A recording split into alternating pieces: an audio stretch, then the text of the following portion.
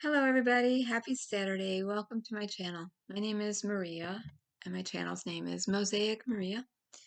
And for those of you that have been with me for 13 years, thank you for hanging in. For new subscribers, thank you for joining. I see you. Thank you for subbing. It means a lot. I'm trying to grow my channel to 1,000 subscribers. Okay, so I thought I would get a really good start on crushing through this Afghan today, getting through the second set of trees and the flower garden. I'm getting there. I am getting there. My trees are beginning to grow. So, setting that aside for a minute, I wanted to round up things that I've been thinking about for a while and then things that are in the news this week. One, Will Smith finally apologized. Now, everyone was waiting for this big apology, right? I mean, not everybody, but a lot of people were.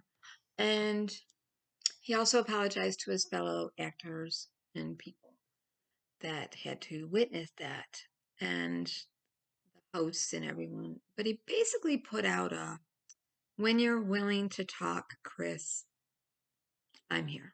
As if Chris was doing something wrong for staying away. Okay, now these two were like brothers for a long time. They were close. And so, you do want to see them reconcile. But Chris's response at a show was like, people think words hurt. I've never been punched in the face. Words hurt. And I don't go to the hospital for a hangnail. So there's a lot to be said going on there. And Chris has said he's not going to sue Will, which I think is correct because he should sue the Academy. And the Academy is all over Chris now, offering him all these hosting things in the future. But I hope that Chris remembers he was an employee of the Academy at the Oscars. And so it was their job to keep him safe. And they didn't do that. So if he wanted to sue, he could sue the Academy, I would think. All right, moving right along. Johnny Depp and Amber are back in court again, and I really don't even want to say Johnny Depp and Amber, although I love Johnny Depp. What I want to say to Johnny Depp is, oh my God, you look so much better with gray hair. Not that you look bad with your grown-in, reddish, golden highlights that were so popular in Pirate Jack, Captain Jack, and the pirate movies and all. But oh my God, I saw a makeup video of them doing over Johnny, makeup artist doing over Johnny's makeup that he posted on his Instagram. It's just fabulous. He looks so gray. Gray. Do your hair gray. Let that beard come in. Grow your beard out and your mustache. Gray. Get it blended. Ooh. I mean, okay. Good. Just really good. Okay. That's all I'm saying. And I don't know why we didn't know this, but now everybody's finding out about it. So obviously the mainstream media, again, had us going down rabbit holes that, just been wrong information. It seems that although we heard in court, in the Australian court files and in the Virginia court, Johnny on a recording telling Amber numerous times, do not bring the dogs to Australia. It's not legal. Don't do it. Don't do it. No, no, no, no. Now, their marriage was ending at that point. This was after his finger got blobbed off by her. This was after all the craziness, right? And Johnny made it very, very clear that first of all, Johnny was on pain medicine for having surgery and then getting 2 three life-threatening infections from it. And so he was on medication, which he didn't want to be on because he had just gone through all that withdrawal of opiates. So we don't know if he was maybe on the plane with her sleeping for 8 hours. We don't know if she drugged the two dogs and the three people that were on the plane, the co-pilot, the pilot, and the stewardess, didn't know about the dogs. We don't know because the groomer is the one that took the picture and kind of outed them for bringing the dogs in. We've always been told it was Amber Heard who flew in separately with the dogs. Now we're being told that Johnny was on the plane with the dogs. Did Johnny know he was on the plane with the dogs? Is my question. If Amber, I mean, they're two little dogs, if she drugged them and put them in a suitcase, they could have slept the entire time. If Johnny was on medication for his infection in his finger, not giving you the bird, he could have been sleeping the whole time. A lot of people are saying, well, how come the stewardess, how could this, with the stewardess and the co-pilot and pilot know, how could they not know? Whatever. If they were already on the plane with the dogs and the stewardess and co-pilot and pilot knew, and they did report it, which some reports are saying, they could have thought that she did the proper paperwork and waited the proper amount of time to board with animals. So they didn't say, hey, you can't bring these animals. So it's all very kerfuddled right now.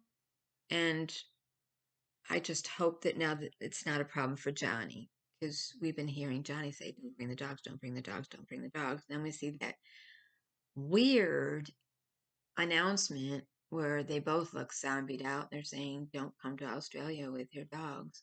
Don't smuggle your dogs. Don't bring anything into Australia. And it looks like they were, kidnapped and held and told, make a statement.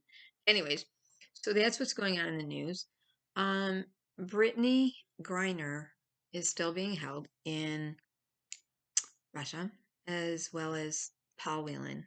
And although President Biden made a prisoner swap offer to release one of Russia's arms dealers for two prisoners, that offer has been on the table for over a month, and Russia has said no. Now Russia is adding on, we want a prisoner that's in Germany released as well. They're not going to. It's just, I hate this. I hate everything about this, that prisoners are used politically as pawns. And I think the sad part is, if Brittany Griner was a white woman, a heterosexual, a basketball star, maybe this would have happened to her. But if Brittany Griner was a white man or a black man who was heterosexual, they would have never had to be in Russia playing basketball.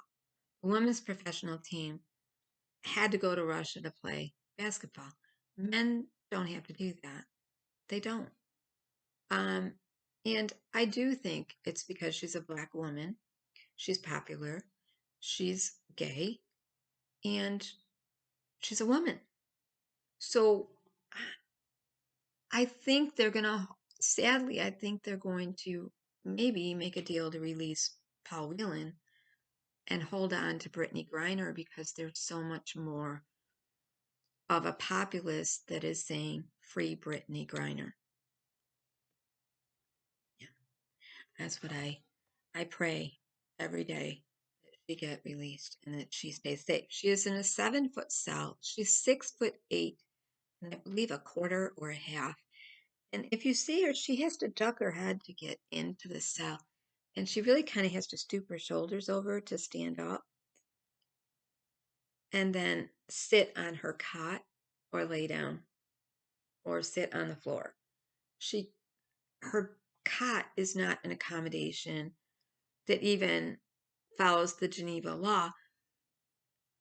Her legs hang off the bed. So in the time that she's been held there, she should have had accommodations for her body size and her. That said, moving right along, I pray that she's released. In other news, I want to talk about a lady named Lima. Now, and I also want to talk about a channel called Soft White Underbelly and the creator of content, Mark Leda.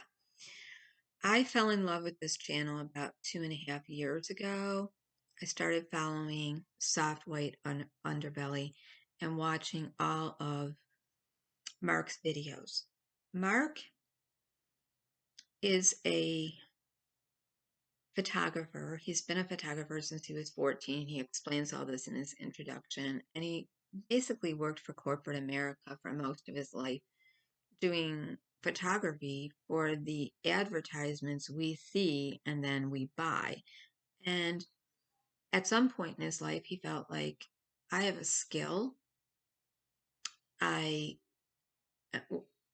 don't want to just be taking photography and still photos of product to sell.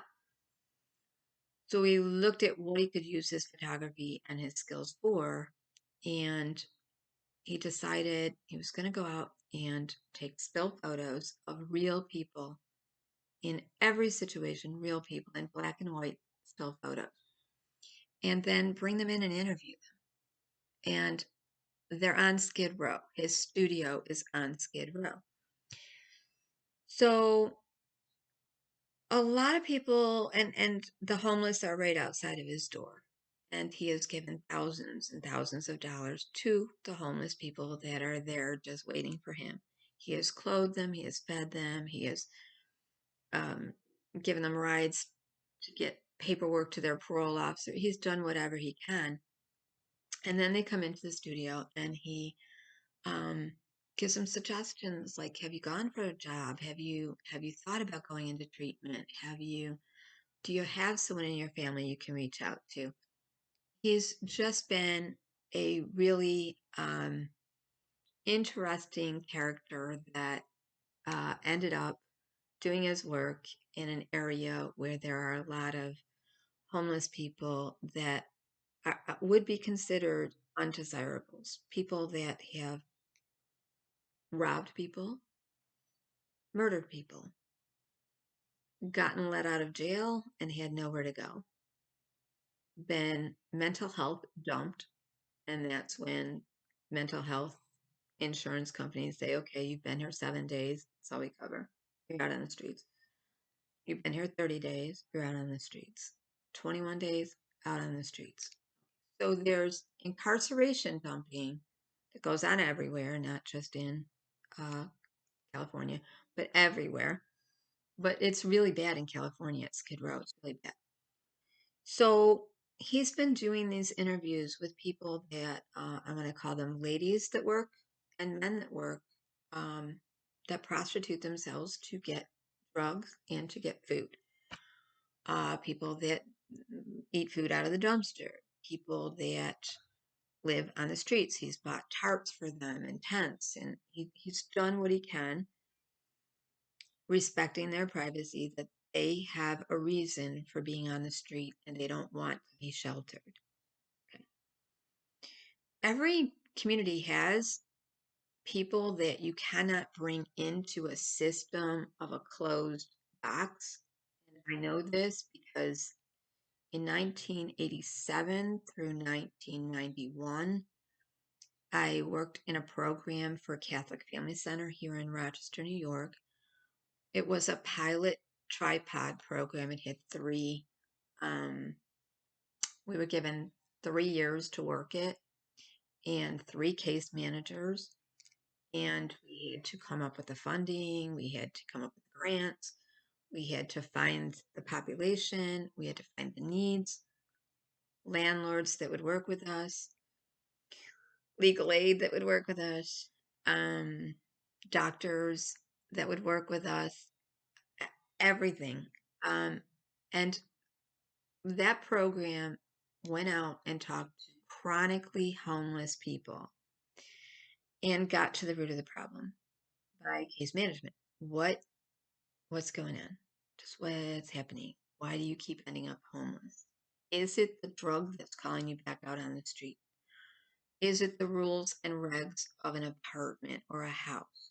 Is it the people in the home? Is it the mental illness that you're hearing voices through the walls? Or is it paranoia that people are getting too close to your boundary? Is it that you can't read? Is it a language barrier? You need a translator. What is it? And many times we ran into people that they didn't want to be on the street. They ran into hard times and they were on the street. We're all one paycheck away from homelessness. That's the truth. If you don't believe me, we're all one sickness away from homelessness. One time in the hospital with an MRI, a CAT scan, an emergency visit, one sickness will impoverish anyone. Having to be out of work a full week, 2 weeks, until your short-term disability, medical disability comes in, will break you. In an inflation like now, a recession, although they've redefined recession, I don't know what this is about, but they've made a new definition for recession and inflation. Okay. One paycheck. So when I worked for Catholic Family Center as the emergency service provider, I began in a program called Transitional Housing for Hard to House Homeless. And my job basically was to go out on the street and hang out with homeless. And we weren't allowed to put homeless people into conservatorships. We couldn't drag them off the street and say, bring you into jail or a conservatorship. We couldn't make them get off the street. We couldn't make them go to a shelter. So if we had a person that, and this is really how it worked, if we had a person that said, I really do want to be in this program. I want to have a furniture voucher. I want to have a case manager that comes out 3 times a week. I want to have somebody advocate for me. I want to have this skill set to know how to keep my house clean, my toilet working, my appliances working, when to call the landlord, when to not. I want to know. A lot of people never grew up with rules and regs. Their homes were so chaotic that they weren't given a bedtime, or if they were given a bedtime, they were woke up with fighting, domestic violence, abuse, somebody coming home drunk. And so they didn't really know, okay, at 8 o'clock, 9 o'clock, or definitely by 10:30, I need to and go to bed. And also, if they were traumatized during the night, they thought it's better to stay awake, so they stayed awake. This is not conducive to shared apartment complex living. So, a lot of the people we would get them a room in a hotel and go visit them 3 times a week. But until we could get them a room and work with that landlord or hotel for emergency housing, we would have to keep an eye on them. So either stay out on the street with them or bring them home. I did both. Okay? And there were rumors about me, and I thought things about myself for years that just weren't true. But that's a whole nother video, which I will get to. Do not listen to what people tell you about you. You know you. All right? Go for advice, but it's only opinion. You know you.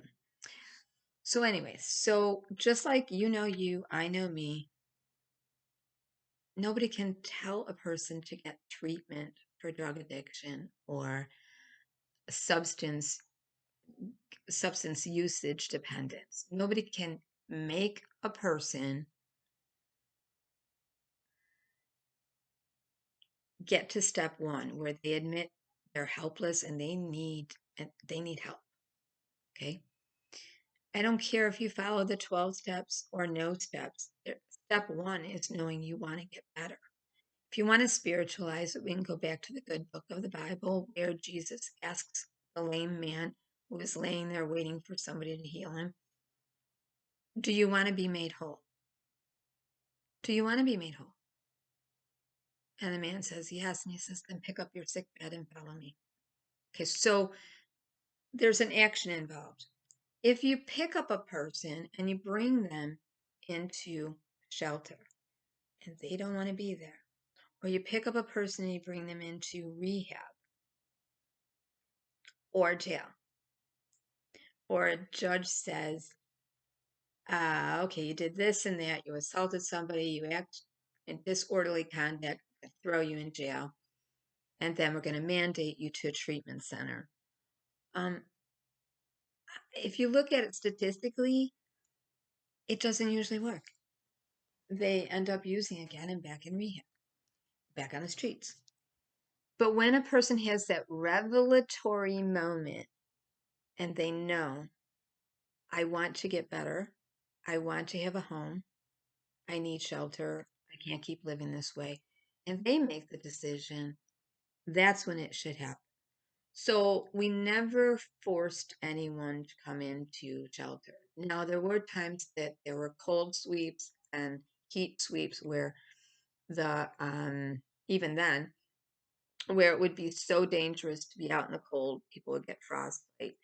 And even then, shelters would open up an area for a certain subset of people that just wouldn't follow the rules and regs, and other people would get all nervous when they were there.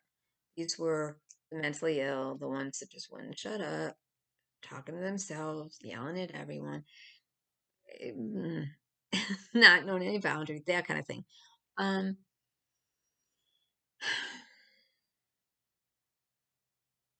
Even in heat stroke weather, you could only bring them in, hydrate them, or bring them in. So there, it was almost like warming stations. You could bring them in, give them a cup of soup, hot cocoa, coffee, whatever, but they were going to go back out on the street. Okay. So you did have these mandatory heat sweeps when the mayor would call for too hot, get them in. It's too cold, get them in. But you couldn't keep them. All right. You couldn't do a conservatorship to get them into treatment. So Mark over at Soft White Underbelly interviews everybody, asks you, how did you end up homeless? So he runs into a young lady named Amanda, who is just a delight. When we first meet her, she's 24 years old. She's been living on the streets, and according to Amanda, she is doing crack, meth, and cocaine. She is prostituting herself. She has been beaten up several times and raped, and she's really thin. And Mark takes a shine to her and he's helping her with clothing. He's helping her with food. And he brings her in a little more often to just try to talk to her about, don't you want to get better? Do you have psychiatric medicine you need? And she did. Because the story of Amanda is Amanda was in college. Amanda, straight A student, gifted student, in college, African American young lady who was in a chartered private schools and then college, raised by her dad, two sisters, and one brother.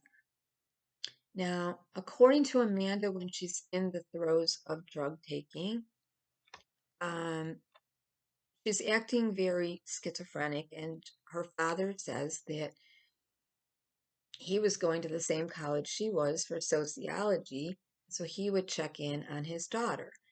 And everything was going great until 2016.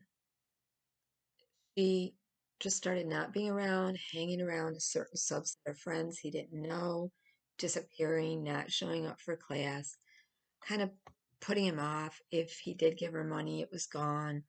She acted strange. She started talking about being under surveillance and eventually acting out. And while she was in college, excuse me, and her dad brought her in to treatment and she was diagnosed schizophrenic.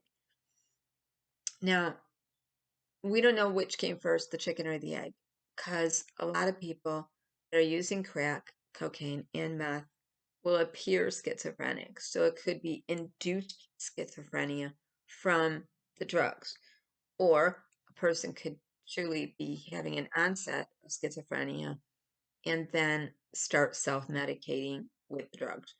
We don't know what came first. What we know is Amanda's managing with help on the streets, and uh, she is saying that her dad is a convicted child molester and that her mom was an abusive drug user that abandoned the kids when they were young, and her dad brought them up, but he's a child molester. What we don't hear in the video is that Mark has been interviewing her for quite a while, and Amanda under in that state is calling everyone a child abuser, and she's repeating something she heard on TV, which can happen with autism, schizophrenia, psychogenic illnesses, where you hear something on TV and you keep repeating it. So I won't get into all of that, but she's talking at times in what's called word salad, and she's just kind of skittish all over the place. Okay, so um, Mark is doing more interviews with her than anyone else I've ever seen, and I'm kind of looking forward to How's Amanda. I'm going back to the channel often, and this was back 2020. Along comes a woman named Lima JIBBS, who has a company that designs software. She has designed software which utilizes virtual reality immersion therapy. This comes from her knowledge in technology, video gaming, Sims, creating websites. So she takes her talent of creating website and web design and imagines a across the scale mental health treatment that can help people go back into the trauma they were in, go back into the time they're being craved for a drug or food, or it can be used for eating disorders, overeating, eating, binging, purging, whenever that person is getting the urge to do something I want to do, or when they're being triggered to and reacting to a trigger. So, war combat. So, let's say you were in the towers when they blew up. Lima would create a web immersion virtual reality headset where you are put right back into that burning building and you have to escape. And you escape over and over and over again until you're not afraid of it or you're not reacting to it or it's not totally blowing up your world, everyone else's, and you're landing in a hospital when you can manage it.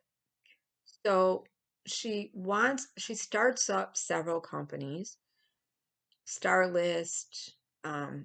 She can be found under Lima Javeric, Lima Tagalia, Lima Mora, and Lima from Aura. And I'm sorry, all I can think of is Mork from Orc when I hear this.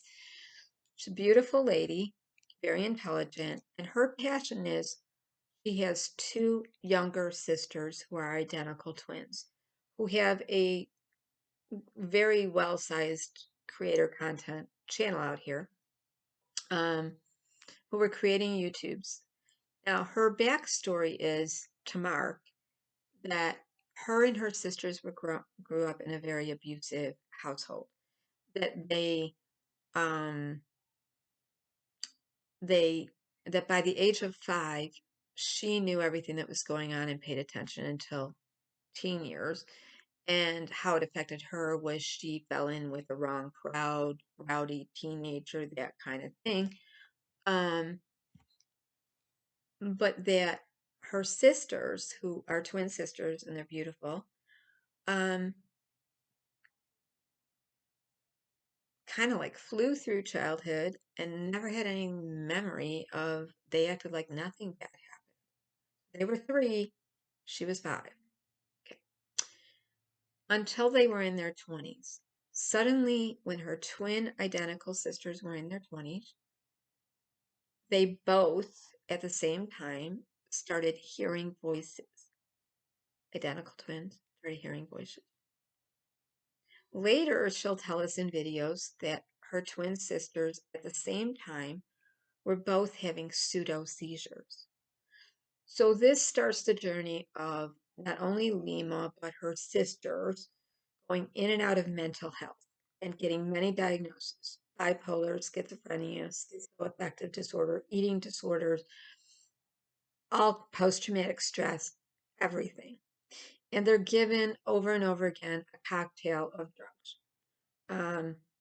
Probably on board was benzodiazepines, opiates for somatoform body pain, body remembers, keep score, something to probably calm down the voices, I don't know, Risperdal, some kind of Thorazine, something, antidepressants, antipsychotics. They were put on it all.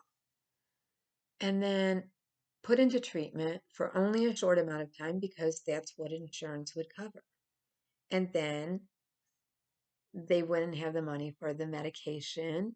And then they would go off the medication for the side effects, which is usually gaining weight, feeling jittery, having tics, all kinds of side effects, right?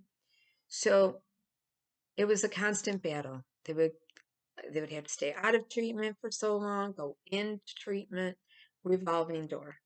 Insurance companies making the money, charging too much, can't really get a person detoxed. Her sisters were on now illicit drugs from having been prescribed so many drugs and self-medicating. So they would land back in the hospital. So Lima feels that if rehab facilities had her software, which is a headset of virtual reality, and they worked with the therapists, the nurses, the doctors, and all the people that were monitoring a person through detox and then recovery, staying in rehab longer than 7 days, 3 days. It's down to 3 days in many places, 3, 7, or 21 days, or 30, that not only would they stay in rehab for a longer period of time, 6, 7, 8 months, given all the tools they need, like cognitive therapy, learning about their addiction, learning about their mental health, get back on their medications they need to be on, and then management through cognitive, didactyl, but being immersed, so immersion therapy. So a lot like RTT, ART, EMDR, old school therapy, here's the trauma, here's your fear, here's the trauma, here's the trigger. We're going to bring you into it, and then, ooh, too much.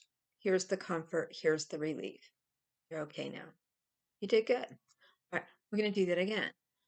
In old school talk therapy, it could be tapping, it could be EMDR, it could be follow my hand, it could be hypnotherapy, it could be we're going to go shopping today. You're going to get stuck in that line, in that crowd, and you're going to panic. You're going to sit with all those bad feelings. I'm going to be right there with you, and then I'm going to bring you out of it. This is the kind of therapy I went through with my therapist. Like I said before, I was diagnosed with MPD in 1986. There wasn't one time I didn't go into therapy and go back to the rabbit hole of the trauma, and my therapist would pull me out. But by the time he pulled me out at the end of the session, I had to go home and still process and feel all that nasty and try to be a mother and try to go to work and try to do everything. And now my body was hurting, everything was hurting, and I just was revved up. So Lima's software treatment approach keeps the headset on at certain times of the day and immerses Amanda into Skid Row, a car pulling up. There's your opportunity to make money, but if you go with that person, you could be what? Beaten and raped again, and maybe not get your money. And there's your cocaine. Here's your bottle of booze. Here's your crack. Here's your pipe. She's immersed into it. And when you put that virtual reality headset on, you are, if anybody has ever done immersion, anything VR, it's artificial intelligence that they are controlling. So they can trigger you all day, all night, 24/7, immerse you into the trauma, the war, the burning building, first responders. This is how they train. It's a simulated. So there's nothing wrong with the technology. It's been used forever, quite frankly. It's been around for a long time. When I first had meningitis in 1990, my leg went out on me and I was in a wheelchair. And before I could go back and drive and walk and do everything I needed to do, I needed to go into a simulator driving and put a headset on. And it was an actual road and to be approved to go back to driving. So these things come in handy for a lot of good medical telehealth reasons. So Lima Javeramic is creating the scene, the trigger, and the comfort relief. The problem people have with this is that everyone that Lima has cozied up to and taken in as a test pilot, client, participant, patient, they have brought in through conservatorship, through either incarceration. So what Amanda got was Amanda assaulted her dad with a pipe. Amanda's dad was trying everything to get her into a conservatorship, but didn't know how to. The jail was just going to let her back out on the street. The mental health was just going to do a 5150, hold her for 3 days. So once you're 21, you can just, that's it, out again. So her dad was really looking to do a conservatorship, so we're told, on soft white underbelly through the interviews with Mark and Lima.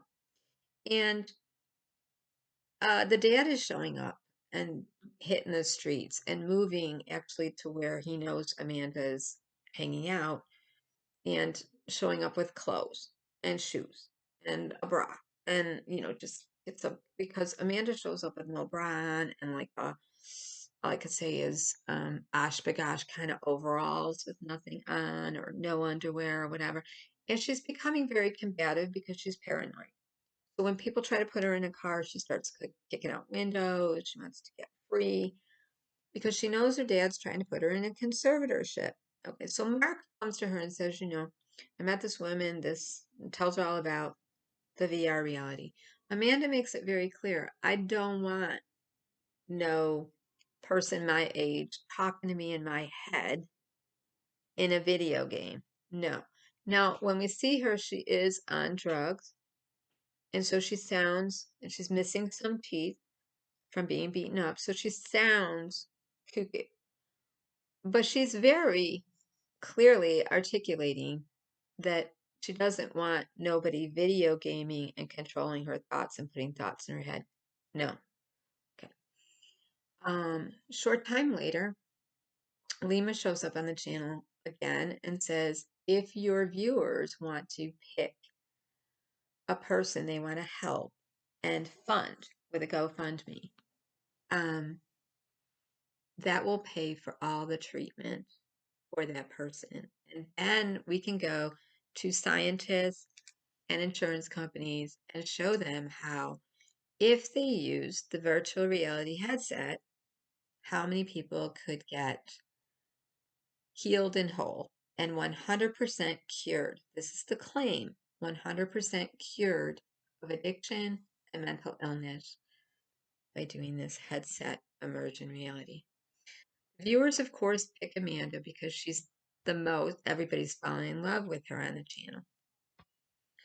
Amanda assaults her dad. Her dad calls Mark. Mark says, put her in jail. He put her in jail. The judge says, you're either going to get 5 years in jail or 1 year. You get, I think it's 6 months or a shorter time. You're going to go 3 to 6. You're going to go into jail for, I think they knocked it down to 3 years, from 5 years in jail to 3 years in jail, or rehab. Amanda picks, excuse me, she's been in this situation before. She usually picks the shorter rehab. But now she has an option with Lima showing up with her dad, asking the judge to put her into a conservatorship and a long-term rehab in a lockdown. The judge says yes. Amanda, we see the updates. Amanda looks like she's doing well. She's gaining a lot of weight in a very short time, which is not unusual for somebody that's getting off of heroin, crack, or cocaine, because they're going to crave sugar and carbs and fast food. They crave sugar. So candy wrappers, donuts, all that. Amanda's just eating it all, which is driving up her blood pressure. But she is in 24/7 lockdown care, where she is being watched 24/7 with a headset. Now, this program has a component where after you complete your long-term rehab and you then go into a sober living residential home with a plan for going back to college, training, vocational, or a job. Amanda wants to be, she took care of her autistic brother, so she knows she's good at that. She also wants to be something in the healthcare field. She wants to work as a patient care technician or nurse technician or PCN or whatever they call it there.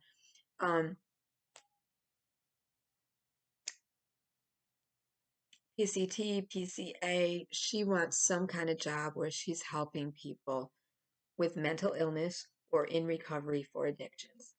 So she's looking forward to, crossing her fingers, at the end of April, if everything works out okay, she will then go into the long-term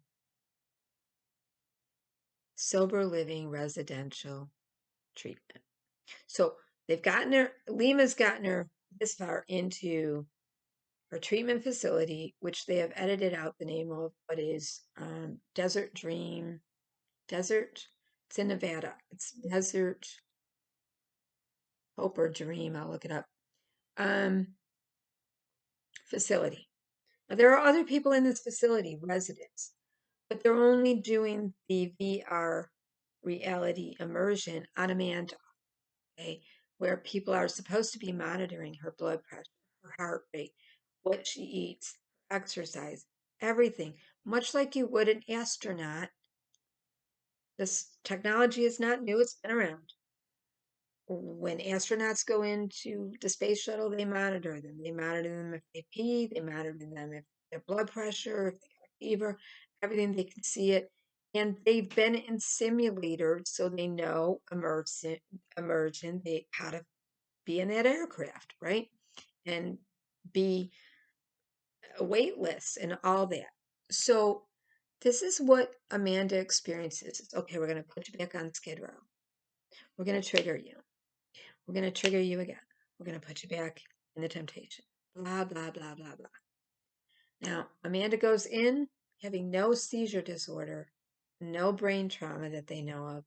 I would assume they gave her a full physical, I would hope. Lima is not a doctor, a nurse, a therapist, or a mental health coach, or any of that. Lima is a software designer who has family members that are mentally ill, and she understands the ins and outs of the mental health system because she's trying to sell her equipment to rehabs. But the way her program works is you must put the person into a conservatorship. Okay, Bam Majero, who is not a drug addict, who has bipolar, starts having issues. He thinks what Lima's doing is great. He endorses Lima. And there's a big billboard of Bam Majero next to Lima, and Lima from Aura, and the phone number and everything in Hollywood. Okay.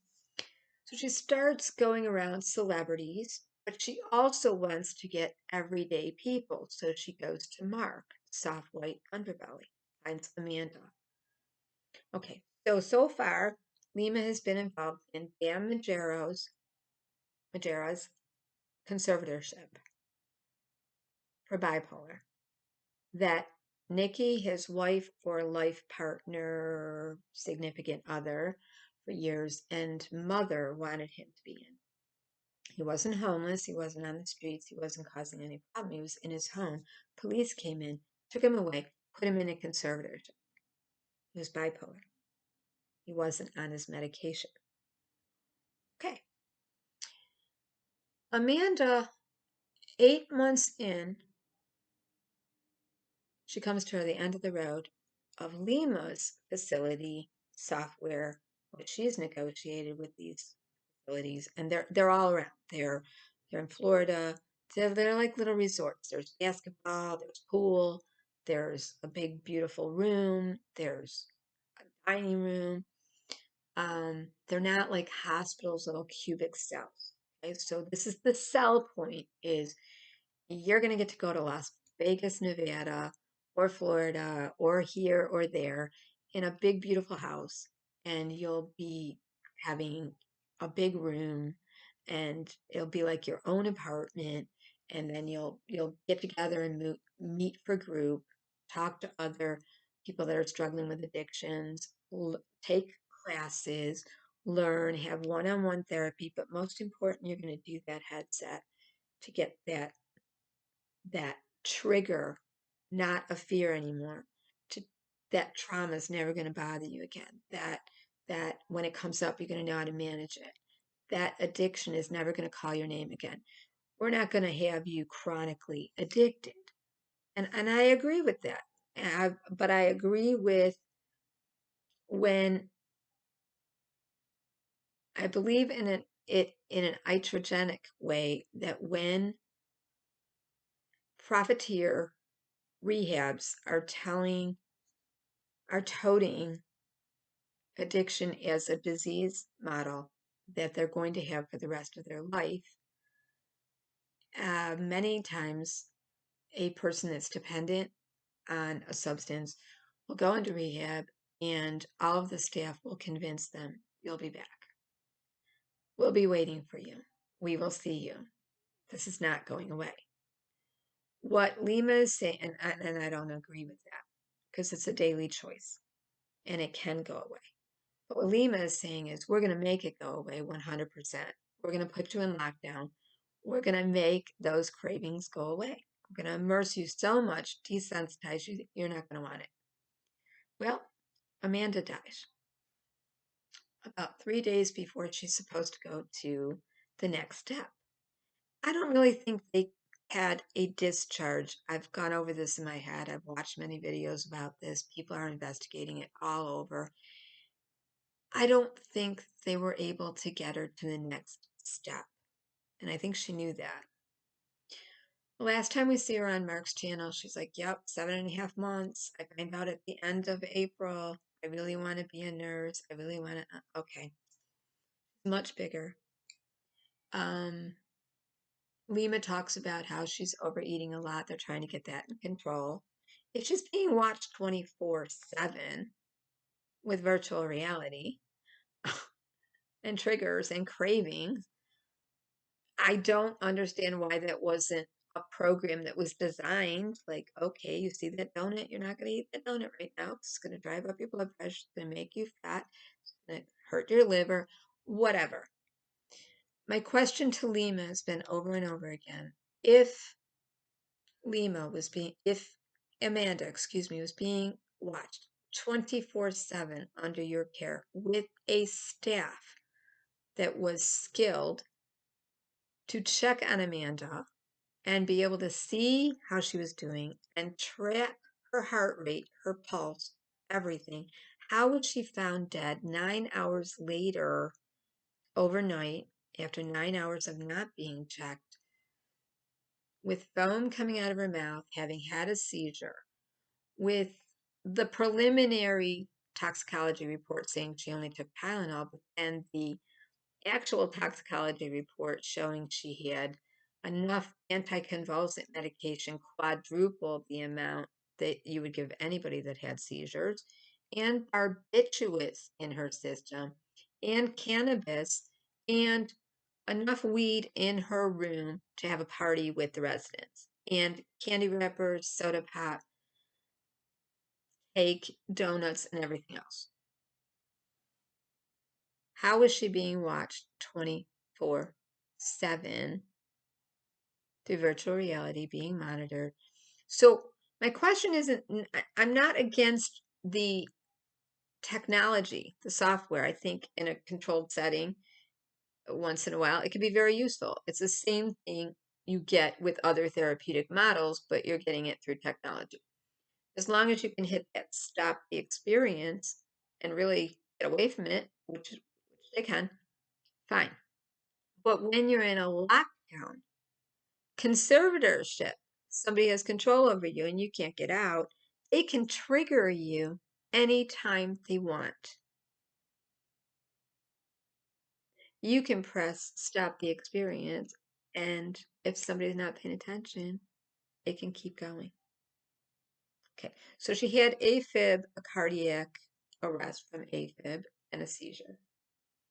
She had drugs found in her system in her room, supposedly alone, but under watch and key.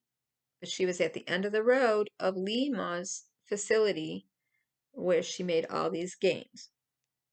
Now, she did come on to Soft White Underbelly and spoke about it was the crack that she was on that made her crazy.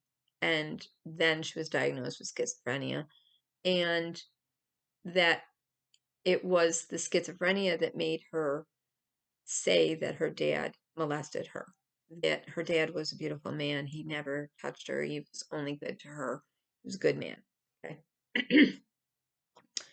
So this is what we hear so far. The autopsy report is really sad. But what's even sadder, my concern, is in the DID community. Remember Lima's twin sisters who are getting diagnosed everything under the sun, ending up back in the hospital, doing really poorly. Delilah and Dinah, I believe. They have a YouTube channel. Lima starts binge watching, along with her sisters, DissociaDID's channel. Chloe at the time, before she was integrated to Kai and I can't remember the other one, and turned out to be Kaya. DissociaDID is probably one of the largest DID channels out here that is filled with drama, llama, court cases, copyright infringements, all kinds of fake claiming, just lots of changing the hair color, the wig, the makeup to put on the character, diagnosed DID supposedly after many diagnoses. Lima starts watching her channel, decides, that sounds like my sister. Both of them. Brings them to get diagnosed, and lo and behold, Lima's sisters are diagnosed DID. Now we see Chloe back in 2020, when her channel was taken down, all the videos, we see the re-upload of Chloe in Paris meeting with Lima. Lima announcing on her channel, I'm in Paris, we're going to meet with somebody very special. Wait till you see.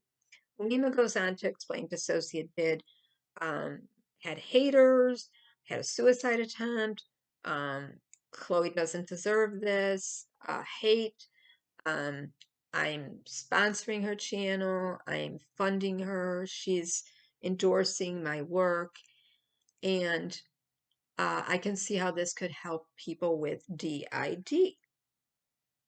My question to Chloe, if you're still there, or Kaya, is do you remember when you were opening gifts and cards and stuffies and candy and all the gifts and journals and hats, and one of your littles got triggered? And just by reading a card on camera, watch while an altar gets triggered. And you had to go shut off the camera, and you were devastated for the day. Imagine that trigger 24/7 in lockdown in a conservatorship. Do you understand what a conservatorship is? Somebody else is controlling your money, your whereabouts, where you can go, who you can see. You're locked down. It's an incarceration. It's a mental health incarceration. Think of Britney Spears. Think of Amanda Bynes. Think of I can't think of his name right now. I'll get back to it. So there are people in the DID community that are absolutely appalled that Chloe has endorsed Lima's software design company, Aura. But what they're appalled about is the conservatorship.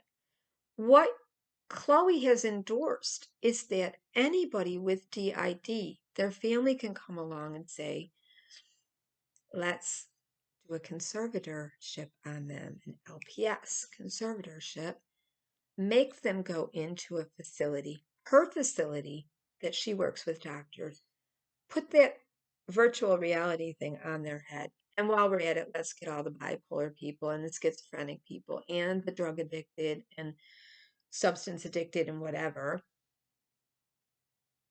There's something very unethical about that. Amanda died. Their test person died under their care. She wasn't clean when she died. Her room was filled with drugs. Now, when I was watching all the videos, what I just want to say is the first time I watched an update of Amanda before she passed away, I noticed some of the residents in the facility with Amanda were kind of side-eyeing her and rolling their eyes and just kind of sick and tired of Amanda getting all the attention she was getting.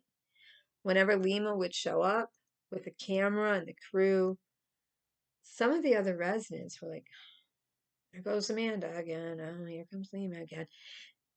There could have been some friction amongst some residents there, although Amanda was known to help the other residents and tell them, you can do it. She was being given virtual reality and a lot of assistance from Lima. The other ones weren't. So there were some jealousies going on in that facility. I want to know. My only question to Lima Javerimic over and over again is what makes you think you can grab a person off the streets and make them want to stop using drugs by putting them into a conservatorship if they're not ready to take step one and say, I need help. I want to get off drugs. Because that's step one. It's the same thing with mental health. You can run and shadow box in your head with the trauma all day long. You can fear everything. You can stay up all night, hypervigilant, all of those things. But until you say, I want to get better, I don't want to be afraid anymore. I know I'm going to have to go sit with the icky feeling. I'm ready. I know I'm going to have to confront my abuser. I'm ready. I know I'm going to have to move forward. I'm ready. You won't do it. You'll keep, in DID, you'll keep switching, splitting between alter, states, and egos. If you have eating disorders, you'll keep eating, stress eating, comfort eating. If you're on a drug, you'll keep using it. Bipolar, you'll go off your medications. You'll fall in love with that hypomania, which gives you all your creation. You'll start creating you'll embrace the energy and hope that you can stop before you hit rock bottom. Or you'll just lay down and ride out the depression and then take those days when you can pace and get up and do what you need to do. Everyone finds their way until they say, I want to get help. I want this to change.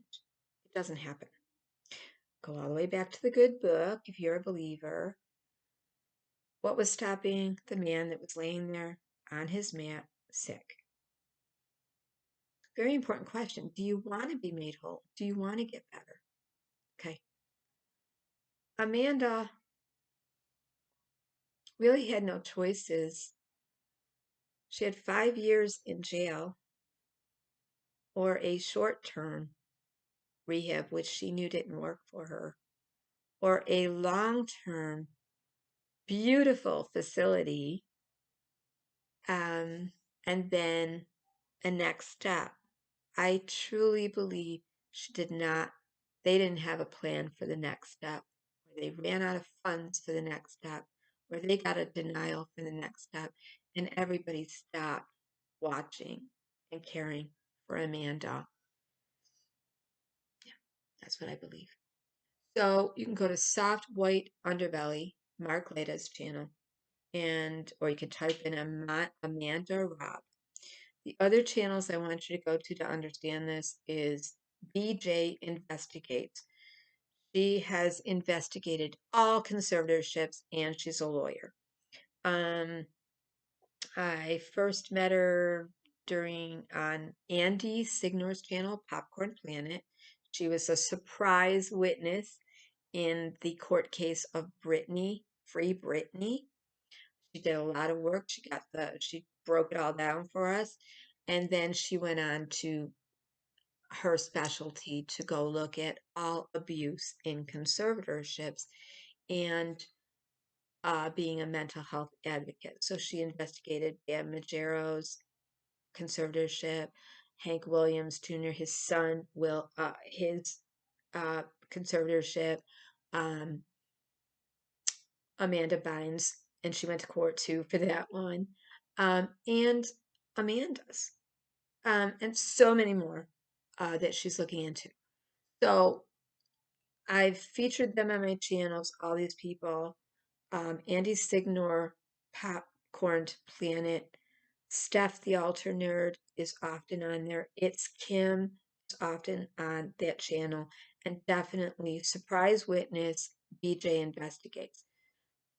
The other name that keeps coming up alongside Lima in Hollywood is Lou Taylor. I am disgusted that I am seeing Lou Taylor's name come up regarding Prince Rogers Nelson's estate. Lou Taylor is involved in Prince's estate. We want to know why. The Purple family, I don't care if you're Revolution, if you're the family, if you're NPG 1, 2, third eye girl, what you are. If you're the purple family, you want to know why Lou Taylor is involved with Prince's estate. Chad Smith, you want to know. All the people with Abigail, you want to know. Why is Lou Taylor the same person involved with Amanda Bynes, Britney Spears, Bam Margera, and now Prince? BJ Investigates is going to investigate what's going on with Prince's estate, what happened there. She's going to tear that thing apart. What I love about her is she's a lawyer after my own heart. It's in the little things, it's in the details. She will hone in on a detail that most people would be like, oh, it's part of the minutia, part of the report. No, she works it out to a timeline. And then she says, that doesn't belong there. That's out of place. Why is that there? So she picks apart the details because the devil is in the details. So that's all I'm saying. So DissociaDID, I know you won your court case. Congratulations. Court case. Congratulations. I don't follow your channel all the time now because, quite frankly, anybody can read from the DSM-5 and change their hair color and put on different makeup and change their accent and talk about chronic fatigue syndrome, switching, alter communication, any of it, okay? So I don't. I've been out here since 2009. I have done everything I can to end the stigma and the sensationalism of mainstream media. I've looked at books, history. I've shared my experience. I've done interviews on healthyplace.com. I was one of the first person to do an interview on DID at all. And then I say, we had the British invasion, because that's a whole nother story, but there is a doctor, therapist, in the UK who wanted around 2010-11 to get DID on the statistical manuals in the UK. So he formed an assessment where he actually did profiling for people that were in the mental health, young people that were in and out of mental health, that had trauma in their background and memory problems, who could actually fall into the DID category. And if they had enough money, they could get a little certificate saying they were DID, they had the criteria for DID. But then they had to be sent on to a doctor and a panel that actually evaluated them to get the diagnosis. I'll be talking about in my channel diagnosis-driven people, diagnonsense, what's in a name, and what happens, the DID community. What happens, Chloe, Kaya, Kai, what happens when you go to pick up the DSM in 2 years and it says people with DID do not have amnesia? What happens when the criteria changes? What happens when you go to the DID, you look up criteria, and all you see is dissociative disorders, and you don't see identity? Because disassociation is a normal part of the human condition, good and bad. It can cause good functioning, and it can cause dysfunctional functioning. So it only needs to be treated when it is disordered, okay? And not everybody stays disordered forever. It is manageable. So, but what I hear a lot of is you wanted to have it both ways. So instead of talking behind your back, which a lot of people are doing on the internet, they're going off in their little corners, saying that DissociaDID, they're fakers, they've had all these diagnoses. Everywhere they go, there's drama. And everyone that defends them, they end up throwing under the bus and saying they were victimized from.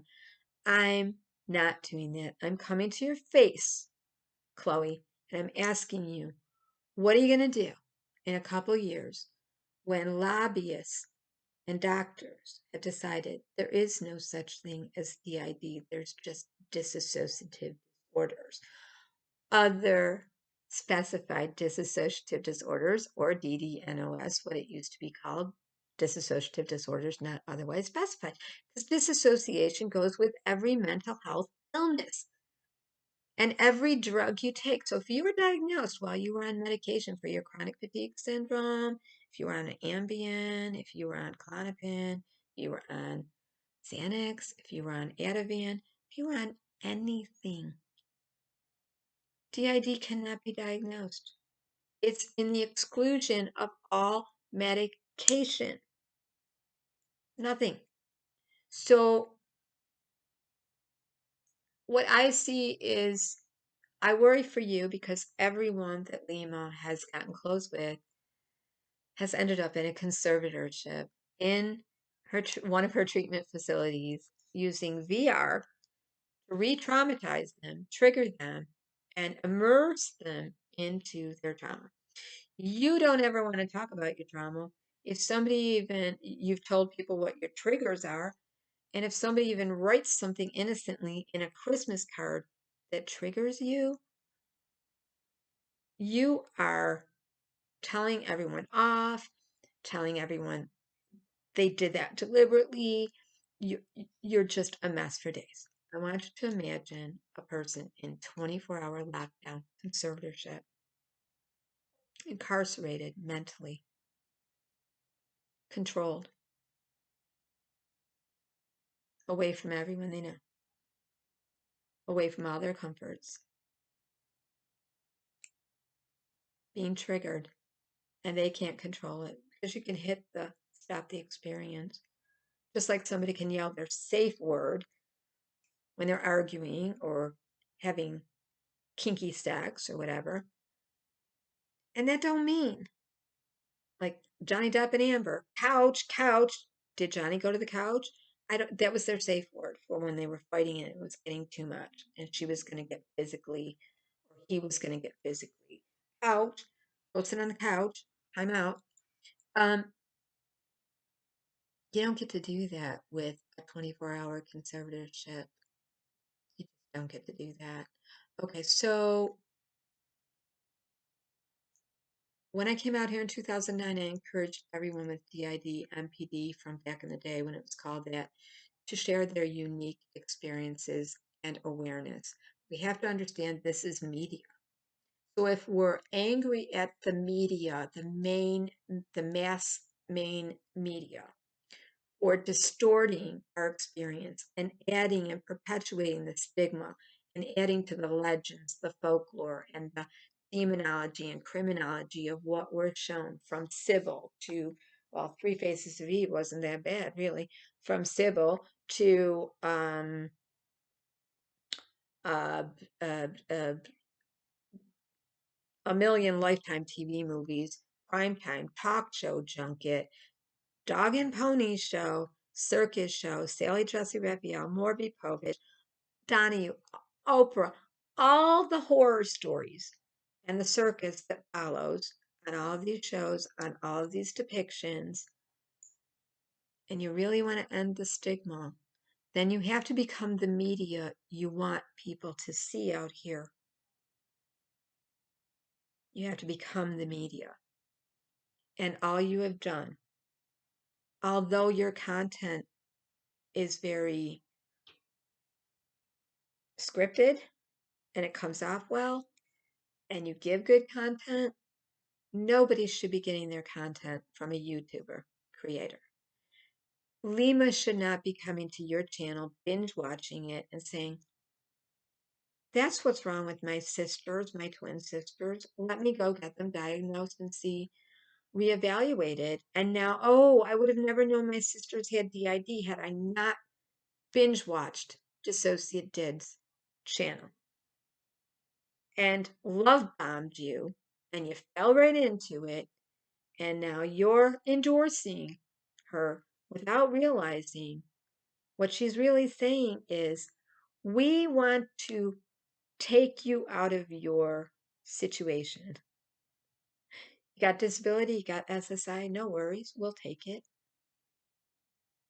And we want to immerse you into your trauma 24/7 with virtual reality, AI technology. Nothing wrong with the technology. It's the conservatorship. It's the imprisoning a person. It's the person not ready to get well, not ready to give up the drug, not ready to give up your defense mechanism of splitting, switching, not ready to go to that trauma, not ready to open a card and get triggered reading a Christmas card.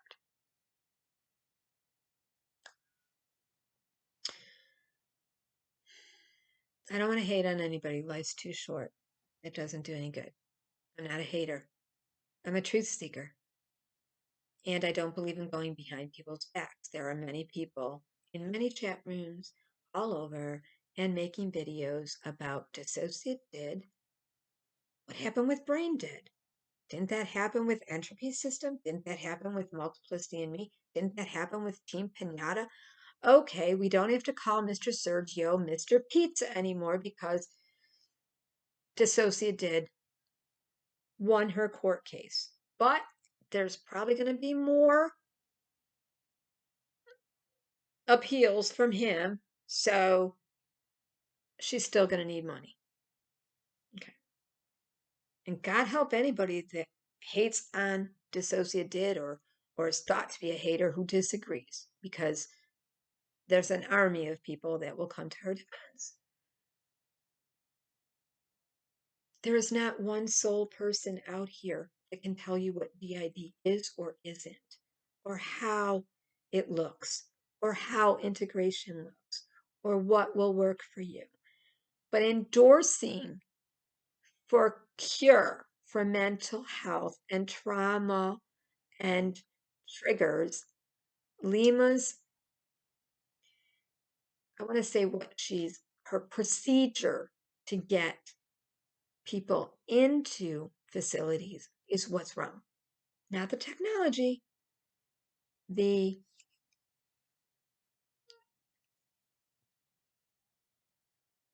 the process of getting a person in. That's what's wrong. I have met a lot of homeless, drug addicted, and mentally ill people that I knew you couldn't bring them in, not even to a shelter, not even in sub-zero temperatures, not even. And I just had to go home and pray. I just had to show up with soup, hot cocoa, bread. I had to go to the park. I had to go to the subway at the time. I used to go to the subway under the old bridge. I used to go there and feed them. Here, get warm. I used to do that. That's all you can do for some of these people is buy them a tent, a tarp. That's all you can do. Bring them into treatment over and over again. What Lima is saying is, no, we can pick them up, bring them in to a facility under a conservatorship and make their mental health get better and make their drug addiction go away. Their overeating, their undereating, whatever it is, their sex addiction, their gambling, whatever it is.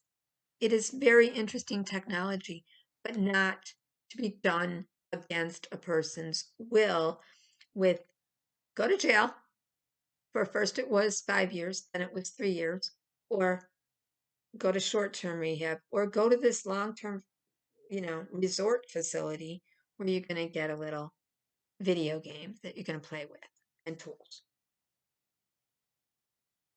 It's all very skewed. So again, to Lima, to Galia, Mora, Javeramic from Aura, please explain why the conservatorship, why you would decide that there aren't chosen homeless out there, because there are chosen homeless. Because even the severely mentally ill and addicted, they know themselves and what works for them. Even to their disadvantage. Even when they're getting beaten up and raped on the street, they still know. Even when they know they might die on the street, they still know this is what I can manage. And I can't be inside of a box, in a facility, in a shelter, and I can't be too close to people. It's like a community of feral cats, and I say that with all humanity. I'm not trying to compare a person to a cat, but there are some you can domesticate and some you can't. So that's all I wanted to say. I wanted to be honest about I'm really disgusted with the whole thing. I'm perplexed as to how you could lead a following that you have, DissociaDID, into this endorsement of Lima from Aura. Amanda died. Amanda is not a success story. Amanda was not watched 24/7. Amanda was not a control success story. Amanda, yes, got clean off the drugs. Yes, stayed off the streets. She was not in a healthy environment. And question to Lima, why don't you interview your staff, investigate your staff that was supposed to be watching her during the 9 hours of the 24/7 that Amanda was being watched, right? Or why don't you take a closer look at the residents in the facility that had access to Amanda's room? Okay. Thank you. Because they were smoking their stuff and they had barbiturates. Who gave them barbiturates? Cannabis, candy, cake, pop, fast food. All right. That's my video. Have a nice day, everyone. This is going to take forever to upload. If you sit through it, thank God. I didn't want to do it in little clips, so there you have it. I love BJ Investigates. I love Surprise Witness, BJ, your original channel. I love Andy Signor, Popcorn Planet, Steph the Alter Nerd Report, Laura B, Emily Baker. These are my top, the body language guy, Law and Lumber, Chris Melcher. These are my top people I'm watching now all the time. And I would say also the behavior, Snidey, the behavioral arts. I haven't been able to get them all on my featured channels here. Please subscribe to my channel. I'm trying to, and it's Kim. I've been trying to get to 1,000. I really need to get to 1,000. The channels I've just told you about, Soft White Underbelly, these are people that are really looking at real life experience and giving you true news. And they're not just taking everything at face value. They're investigating. They're not Scooby-Doo sleuthers. They really are investigating and giving true news with guests that know what they're talking about. Okay. And Law and Crime, I would go to too. So I hope everyone's having a nice weekend. Thanks for watching. Please hit a notification bell so that you can see when I upload, so that the algorithm could catch me and I can get more subscribers so I can monetize. I won't be doing a join button that I know of right yet. I just want to get a thank you button and a sponsor. I am on disability. This would be my only form of income. And I'm going to be sharing installments of a book that I don't believe belongs in paper and binding, but should be read to you in installments of my life and how I was diagnosed with multiple personality disorder in 1986 and what that 28-year to 30-year therapy looked like, and how now at 63 years old I am integrated, and I've been integrated for the past 5 years with fusions and merges, and totally integrated for the last 3 years. So I want to talk about how that happens. And then I also talk about, yes, being in the mental health system, being a social worker myself, being high functioning, then being low functioning, and all the peaks and valleys, ebbs and flows of when that trauma revisits you, when you're in the throes of depression, anxiety, panic, all of that. And yes, I will talk about God on my channel, and politics, and um, knitting and crochet and cooking and baking. I'm going to go make a macaroni and cheese in the slow cooker. I might upload that. All right, so you never know. So that's why I call it mosaic. I'm going to get a lot of information out here, okay? I hope you'll join me. Thanks for hanging in. If you did, thanks for hanging in, and take care. Bye-bye.